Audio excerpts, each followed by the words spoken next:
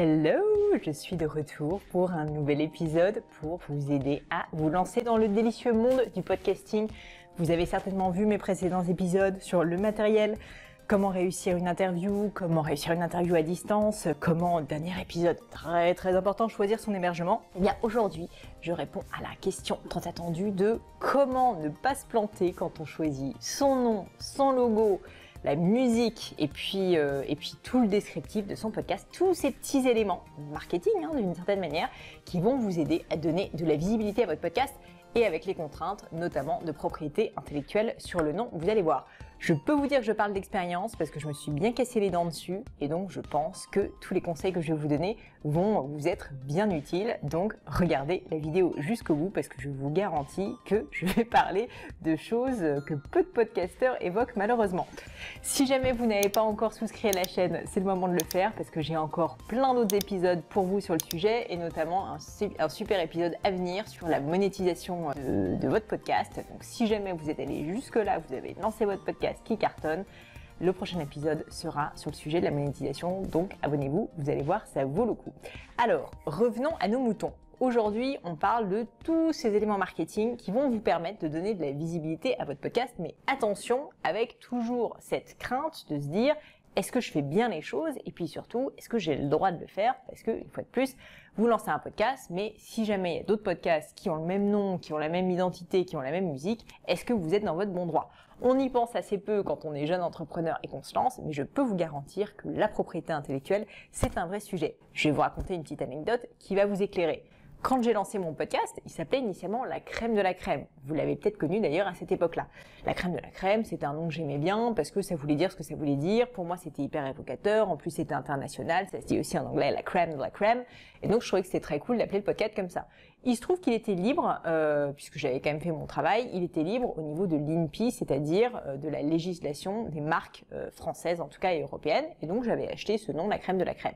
Néanmoins, il y avait une entreprise qui s'appelle toujours, qui existe toujours, La Crème de la Crème, qui m'a contacté au bout de, 4-5 mois de podcast d'existence, alors que je faisais peut-être déjà quelque chose comme 80-100 000 écoutes, donc c'était déjà un podcast qui était assez important, et qui me dit, oh là là, on est en train de lancer notre podcast, on va l'appeler le podcast de La Crème de la Crème, il faut qu'on en parle, est-ce que tu veux pas changer de nom? Avec mon expérience, je me suis dit, même si je suis dans mon bon droit, même si en fait le nom m'appartient sur le segment du podcast, je vais vous expliquer ensuite ce que ça veut dire, j'ai décidé de changer de nom et d'appeler mon podcast Le Gratin, parce que je me suis dit ça va être beaucoup plus simple.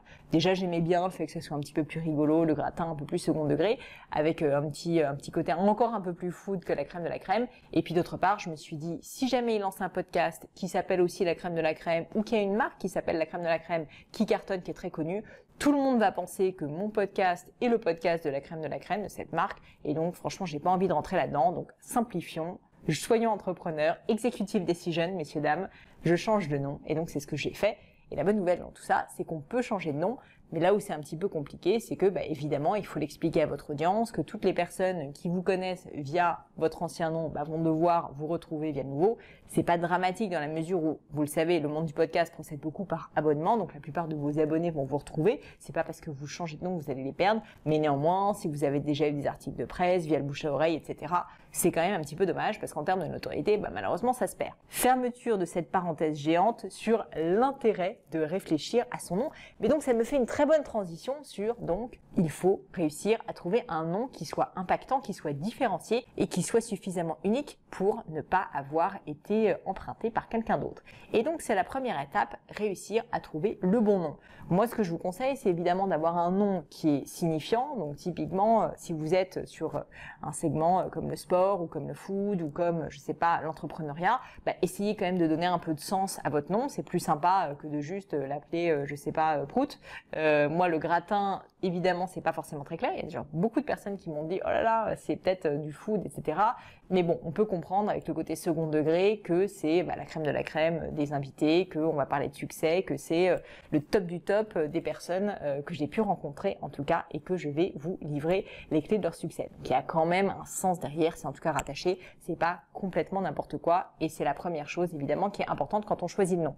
Deuxième chose que je peux vous dire, c'est que moi je conseille plutôt un nom court. Vous le savez, le podcast, c'est un média aujourd'hui qui fonctionne énormément par bouche à oreille. Donc si jamais vous avez un nom à coucher dehors et que personne s'en rappelle, je peux vous garantir que vous allez perdre des personnes qui vont moins bien parler de vous parce qu'ils vont moins se rappeler du nom de votre podcast. Et donc je vous conseille d'avoir un nom qui est impactant, qui est court. Ça va vous permettre d'avoir tout simplement plus de visibilité.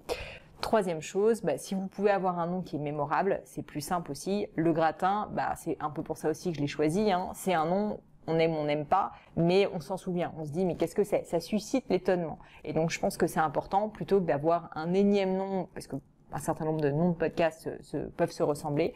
Et donc, il faut faire attention, je trouve, à ça. Sortir un petit peu du lot, ça permet toujours plus de faire en sorte qu'on se rappelle de vous. Donc ça, c'est au niveau, on va dire, des petites techniques, des petits hacks marketing pour faire en sorte que votre nom soit bien choisi. Après, il y a toute une partie qui est extrêmement importante et il était vraiment nécessaire pour moi d'en parler avec vous aujourd'hui parce que j'ai malheureusement vu beaucoup de podcasteurs et beaucoup d'entrepreneurs se planter là-dessus et je vous dis, c'est vraiment quelque chose qui me tient à cœur parce que c'est des sujets qui peuvent être très coûteux, qui peuvent coûter très cher. C'est ce qu'on appelle la propriété intellectuelle. Une fois que vous avez aimé votre nom, mettons le Gratin, vous allez devoir faire une recherche sur le site de l'INPI. L'INPI, c'est l'Institut national de la propriété intellectuelle, donc INPI. Je vais vous mettre le lien dans les commentaires. Et c'est un site où il y a une base, vous tapez base marque INPI, qui va vous permettre de faire une requête très précise sur, concrètement, est-ce qu'il y a d'autres personnes qui utilisent ce nom de marque. Vous, pour la faire simple, ce qu'il faut que vous vérifiez, c'est qu'il n'y a pas d'autres marques que vous, qui vont utiliser votre nom, tout simplement, dans la bonne classe d'actifs. Une classe d'actifs, c'est quoi? Ça ne veut pas dire que personne ne peut avoir une marque qui s'appelle Le Gratin, si on file la métaphore et qu'on utilise cet exemple-là, mais ça veut dire que dans votre classe, qui est la classe globalement du podcast, ça je vais vous dire quels sont les numéros, il faut que vous soyez le seul sur le coup. Parce que sinon, malheureusement, ça veut dire que si un jour votre concurrent, confrère se réveille et dit « Oh là là, mais moi j'avais fait un dépôt à l'INPI avant toi mon coco », eh bien ça veut dire que soit vous allez payer beaucoup d'argent, soit en fait il va tout simplement vous demander d'enlever en fait, de changer de nom, ce qui est quand même dommage. Et je peux vous dire une fois de plus, je parle d'expérience, que ça arrive beaucoup plus fréquemment qu'on ne pense. Donc du coup, vous allez sur le site de l'INPI, vous tapez base marque, vous tapez votre petit nom et vous choisissez deux classes. De mémoire, je crois que c'est la classe 38 qui est la classe télécommunication et la classe 41 qui est la classe éducation. On pourrait aussi prendre la classe 35, si vous voulez vous baquer, vous pouvez le faire, notamment si jamais un jour vous décidez de faire de la publicité, puisque c'est la classe de la publicité. Mais déjà, de base, prenez la classe 38, la classe 41, ça coûte pas plus cher de prendre deux classes. Vous pouvez même rajouter la classe 35, je vais vous mettre tout ça dans les notes. Ça vous permet de vous garantir qu'au moins vous êtes le premier que vous mettez un cercle autour de vous, vous êtes dans votre zone, vous êtes dans votre maison, vous protégez votre maison, ça veut dire qu'on peut beaucoup plus difficilement vous attaquer. Néanmoins, il y a des histoires d'horreur, je préfère vous le dire, je connais quelqu'un récemment qui a déposé son nom, qui avait pourtant mis sur l'INPI les bonnes classes, et comme il y a de très grosses entreprises qui avaient un nom très similaire, il s'est quand même fait attaquer. Donc si jamais vous voyez que votre nom est globalement pris par des très grosses marques, des très grandes entreprises, dites-vous que eux, ils ont des services juridiques qui sont payés pour pourchasser des petites personnes comme vous qui vont essayer de financer et de prendre des noms. Ils sont payés en fait pour protéger la marque parce que c'est ça la valeur pour l'entreprise. Et bien dans ce cas, mon conseil franchement, c'est de fuir et d'aller ailleurs. C'est pas baisser la tête, mais c'est tout simplement réfléchir intelligemment, essayer d'être efficace et d'aller dans le sens du bon sens, c'est-à-dire d'éviter de se prendre des problèmes parce que vous pouvez être sûr que si un jour votre podcast devient gros, vous allez vous faire embêter. Et typiquement, l'une des forces du Gratin, c'est que c'est un nom où il y avait très peu de marques autres que la mienne et donc j'ai pu sécuriser tout ça. Si je résume, pour le nom, d'abord évidemment vous réfléchissez en termes marketing et ensuite absolument il faut faire un contrôle, une vérification en termes de propriété intellectuelle. Vous allez sur le site de l'INPI et là vous vérifiez les classes 35, 38 et 41. Ça va vous permettre normalement de sécuriser les choses et de vous assurer qu'au niveau propriété intellectuelle, vous êtes au taquet. Compris ? Ok, maintenant on passe au deuxième point. Après le nom, qui est évidemment le truc le plus important, il va falloir faire la description de votre podcast. Ça paraît rien, mais en fait c'est quelque chose qui apparaît à tous les endroits où vous allez distribuer votre podcast. Donc typiquement sur iTunes, sur SoundCloud, sur Deezer, sur Spotify, sur Google Play, vous allez à chaque fois avoir un petit descriptif de 4-5 lignes qui va expliquer ce qu'est votre podcast. Et là, petit conseil tactique, si je puis dire, marketing, eh bien, je vous conseille évidemment aussi d'être le plus simple possible et le plus efficace et le plus impactant. Pourquoi est-ce que c'est important? Parce que si vous avez la chance d'avoir des personnes qui parlent de vous, si jamais vous avez la chance d'avoir de la presse qui parle de vous, vous allez vous rendre compte que ces gens-là veulent bien faire les choses, mais en fait vont du coup puiser à la source et donc vont littéralement copier-coller ce que vous avez dit. Et donc, il est absolument fondamental que ce petit texte soit très travaillé parce que c'est ça qui va vraiment donner son identité à votre podcast. Vous savez que je suis très attachée au concept de marque. C'est d'ailleurs pour ça que j'avais lancé la formation Growth sur la plateforme de marque. Et bien là, si vous voulez, si je le dis simplement en termes de marketing, vous allez en fait écrire noir sur blanc qu'est-ce que c'est que votre podcast, c'est quoi votre différenciation et ce que vous voulez aborder comme sujet. Et donc, c'est hyper important de travailler ce texte.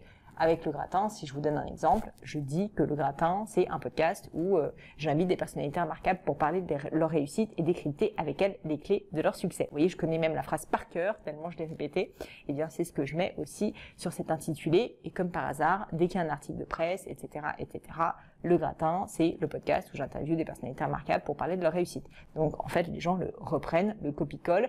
Et ce qui est très bien, ça m'arrange puisque j'ai bien réfléchi ce texte. Donc, je vous conseille de faire strictement la même chose et de noter ce descriptif soigneusement sur tous vos supports.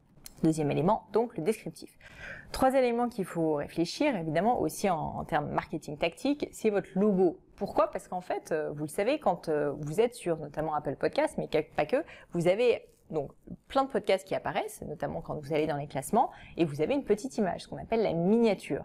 Je vous invite à faire très attention à cette miniature, parce que c'est un peu votre affichage, c'est un peu votre pub. Si jamais vous avez quelqu'un qui est perdu dans, je sais pas, le classement culture de Apple Podcast, si jamais il aime votre logo, votre miniature, peut-être qu'il va avoir envie de cliquer sur votre épisode de podcast et donc l'écouter, et peut-être qu'il va le découvrir comme ça.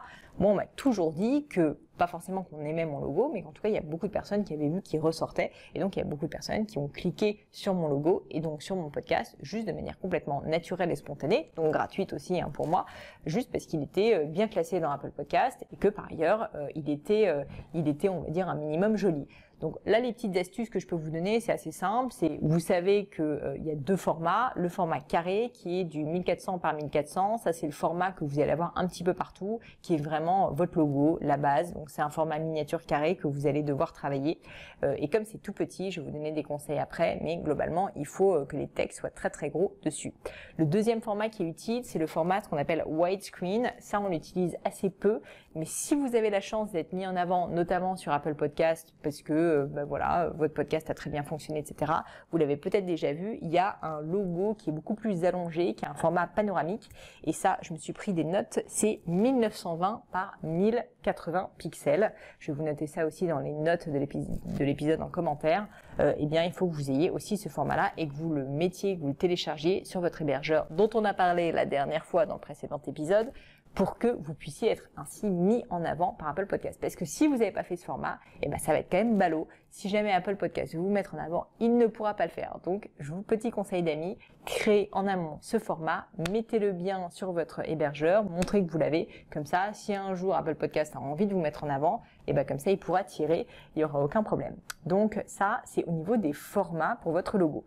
Maintenant, si on rentre un peu plus dans les détails pratico-pratiques et les tactiques pour que votre logo soit efficace, je vais vous donner en tout cas mon expérience et ce que je crois. Après, vous en faites ce que vous voulez. Premièrement, c'est tout petit. C'est tout petit. Donc, il faut que ça se voit, il faut que ça soit lisible. Il faut que votre texte soit marqué en très très gros. Et j'en reviens à ce qu'on disait précédemment, avoir un texte plutôt court, un titre de podcast plutôt court va être un avantage parce que si jamais vous avez un titre de podcast qui fait 4 lignes, je peux vous dire que pour le mettre sur quelque chose qui est grand comme ça va pas être très facile.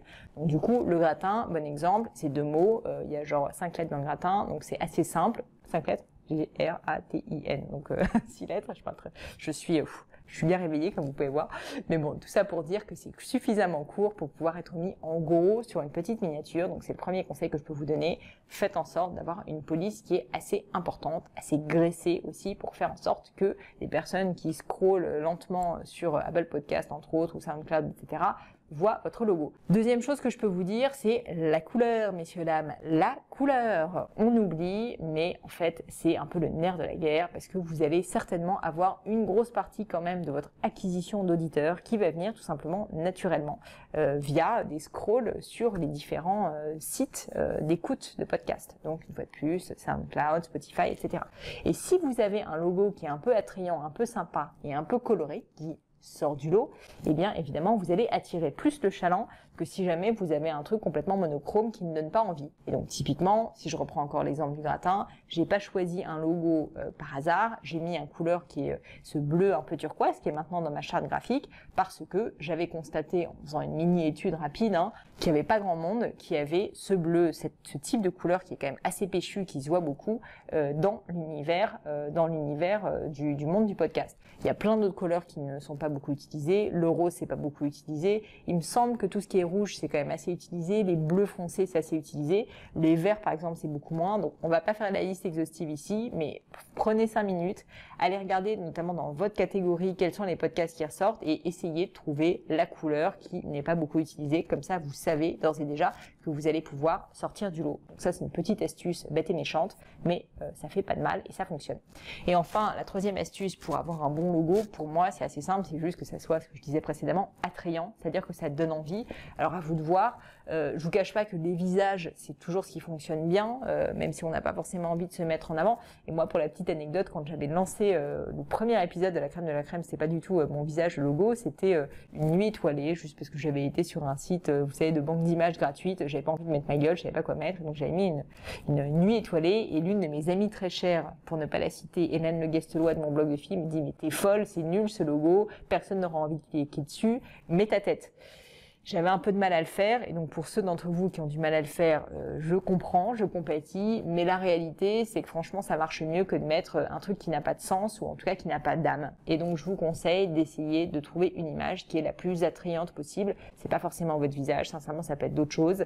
Je pense pas que les podcasteurs soient omnubilés à l'idée de se mettre en avant, c'est pas ça le sujet, mais juste, je pense qu'ils constatent pour la plupart que se mettre en avant, en fait, c'est ce qui donne le plus envie de s'intéresser au podcast, de cliquer, et donc c'est pour ça qu'il y a beaucoup de podcasts natifs aujourd'hui qui mettent en avant des visages, comme vous pourrez le voir si vous scrollez un petit peu dans ce doux monde des podcasts. Donc voici les petits conseils que je peux vous donner sur la conception du logo, à la fois au niveau pratico-pratique et des tactiques, on va dire, pour qu'il ressorte, qu'il sorte du lot. L'autre élément qui est important, au-delà du descriptif, du nom qui était super important et du logo, le dernier, ça va être la musique. Vous êtes assez nombreux à me poser la question de la musique. Qu'est-ce que je fais pour la musique? Vous êtes d'ailleurs super sympa et souvent vous me dites que vous aimez bien la mienne, ça me fait très plaisir. Je vais vous dire tout simplement ce que j'ai fait. Je vous invite à ne pas choisir la même que moi, s'il vous plaît, ça serait pas très sympa. Mais globalement, en tout cas, je vais vous révéler dans cette vidéo comment j'ai fait et donc ce que je vous conseille de faire pour choisir votre musique. Pour ça, il y a 2 écoles, mais je vais vous dire d'abord la mienne et ensuite une autre technique potentielle. D'abord la mienne, c'est la plus simple, je dirais la plus efficace. J'avais pas énormément de temps et de façon générale, ayant une autre activité en plus du podcast, j'avais pas beaucoup de temps à consacrer à ce sujet. Donc je me suis dit, je veux juste une bonne musique qui soit attrayante aussi, qui donne envie et qui soit libre de droit, ce qui est assez important. Et donc j'ai été sur mon site chouchou premiumbeat.com que pareil, je vais vous mettre en note dans le commentaire. Et donc premiumbeat.com, c'est quoi? C'est un site qui est une base de données, non pas d'images, mais de musique. Et honnêtement, si jamais vous avez fait du marketing, des pubs, des vidéos, vous connaissez forcément premiumbeat.com. D'ailleurs, ça appartient au site Shutterstock, qui pour le coup est, lui, une base de données d'images. Fermeture de parenthèse. Donc premiumbeat.com, et là, vous avez des centaines et des centaines de milliers probablement de sons qui sont très sympas, qui peuvent être de la soul en passant par de la musique classique, en passant par de la zumba, de la salsa. Franchement, il y a tout et n'importe quoi, de l'électro, il y a à peu près tout. Ce sont pas des musiques qui sont des musiques de chanteurs connus. Ça, normalement, vous n'avez pas le droit de les utiliser. Ce sont des musiques qui sont faites pour Premium Beat, qui sincèrement très souvent s'inspire justement de d'autres chansons et que vous allez pouvoir acheter pour pouvoir ensuite les utiliser sur votre podcast. Vous avez 2 formules. Il y a une formule à 49 $, vous verrez, qui est la formule standard, et vous avez une formule à 199 $, qui est la formule, ce qu'ils appellent premium. Je vous invite à choisir la formule premium parce qu'en fait, théoriquement, si jamais vous voulez utiliser pour des raisons, on va dire, commerciales, et notamment si un jour vous faites du sponsoring, vous voulez utiliser votre musique, et bien dans ce cas, il faut choisir la formule à 199 $. Donc franchement, pour 150 € de plus, moi ce que je vous conseille de faire, c'est de pas vous embêter, vous prenez la formule à 199 $, en tout cas c'est à vie, et comme ça vous êtes tranquille, vous avez votre musique, vous n'avez plus à vous poser la question. Et donc ça, c'est la première astuce, c'est vous allez sur premiumbeat.com. Si jamais vous avez un petit peu plus de temps, que vous êtes créatif et que vous voulez vraiment avoir quelque chose d'unique, ce que je peux complètement comprendre, dans ce cas, il y a une autre solution qui est aussi utilisée par un certain nombre de podcasteurs, c'est de faire vous-même votre musique. C'est tout à fait possible de le faire. Il y a certaines personnes qui ont du talent, qui arrivent à le faire. Ça peut être des choses assez créatives, assez sympas. Je pense notamment à mes copains du Super Daily. Je sais pas si vous connaissez ce podcast, qui est un podcast sur les réseaux sociaux. Eux, en fait, ils ont fait un espèce de chœur où voilà, ils disent le Super Daily, et ça fonctionne assez bien, je trouve, et ça permet d'avoir une entrée en matière qui est très très brandée autour du nom de leur podcast, donc en plus voilà, qui permet de mieux mémoriser, on va dire, le nom. Donc ça peut être une bonne option, mais voilà, en général ça prend un petit peu plus de temps, faut quand même être un peu créatif, potentiellement avoir un studio ou des instruments quand même pour nous aider, donc c'est pas forcément à la portée de tout le monde. Du coup, je peux vous le conseiller si jamais vous êtes un aficionado ou un mélomane, mais on va dire que pour monsieur et madame Michu, comme moi je l'étais à l'époque, ou comme je suis toujours d'ailleurs, eh bien PremiumBeat fait très très bien le job. Voilà, je crois que je vous ai tout dit. Je vous ai parlé du nom, je vous ai parlé du logo, je vous ai parlé du descriptif et je vous ai parlé de la musique. Donc globalement, normalement, vous avez déjà réussi à faire vos premiers enregistrements, vous les avez convertis en audio, vous avez même votre site d'hébergement, vous avez fait votre montage et maintenant vous avez tous les descriptifs, les métadonnées autour de votre podcast. Vous n'aurez plus qu'à les remplir sur votre site d'hébergement et ensuite au cas, par épisode. Et comme ça, vous serez prêt à lancer votre podcast. J'ai envie de dire, messieurs, dames, qu'on arrive au bout. Nous arrivons au bout et vous allez maintenant pouvoir appuyer sur la gâchette, mettre envoyer, mettre publish et votre podcast pourra bientôt être live sur les ondes pour notre plus grand bonheur à tous. J'espère que cet épisode vous a plu, j'espère surtout qu'il vous a été utile. Si jamais vous avez des commentaires, si jamais vous avez d'autres techniques, d'autres astuces que vous pouvez partager, franchement n'hésitez pas à me les mettre dans les commentaires, c'est sincèrement utile. Je sais que j'ai pas été très fortiche pour y répondre ces derniers temps, mais maintenant je vais le faire beaucoup plus, promis juré. Souvent vous avez de super idées en fait, donc ça m'enrichit et je pense que ça aide aussi beaucoup de gens autour de nous qui souhaitent se lancer. Moi je fais tout ça bénévolement, comme vous le savez, voilà, je suis pas payée pour vous parler de comment lancer un podcast et donc je trouve que cette entraide voilà, elle mérite d'être partagée. Donc si vous avez de bonnes idées, n'hésitez pas à me les mettre en commentaire, pour moi aussi ça pourrait être utile. Prochain épisode, puisqu'il y en aura encore un, je pense que ça sera celui qui sera le plus attendu, c'est le fameux épisode sur la monétisation. Comment réussir à monétiser son podcast, quels sont les types de monétisation possibles, le pré-roll, comment est-ce que ça fonctionne, etc. Quelle interface aussi je vous conseille d'utiliser pour la monétisation. Je vous dis tout dans un prochain épisode, donc stay tuned, abonnez-vous pour être sûr de ne pas rater ce prochain épisode qui sera très attendu et où je vous livrerai tous les secrets du gratin. En attendant, je vous dis à bientôt. Ciao ciao.